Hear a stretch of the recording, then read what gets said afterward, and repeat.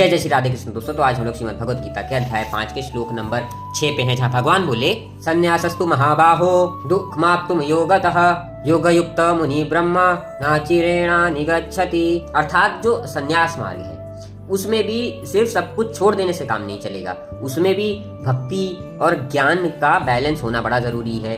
Similarly उसमें कर्म योग भी जरूरी है। अब अगर हम इसी के बिल्कुल अपोजिट जाते हैं कि जो कर्म योग है, तो कर्म योग में भी भक्ति और ज्ञान की उतनी ही आवश्यकता है, वरना कर्म योग में पूरी तरह से लगा हुआ इंसान कई बार अहंकार के वश चला जाता है। संन्यास में लगा हुआ इंसान कई बारी भक्ति को प्राप्त ही नहीं कर पाता है। तो इन दोनों जगहों पे भक्ति का और कर्म का बैलेंस होना बड़ा जरूरी है। फिर चाहे आप कोई भी रास्ता लो, जो भक्ति का मार्ग है जिसमें विचारों को अच्छे से समझा सोचा जा सकता है, जिनको समझा जा सकता है, वो मार्ग ऐसा है जो हर तरह से सब मार्गों में आसानी और साथ ही साथ बैलेंस प्रदान करता है।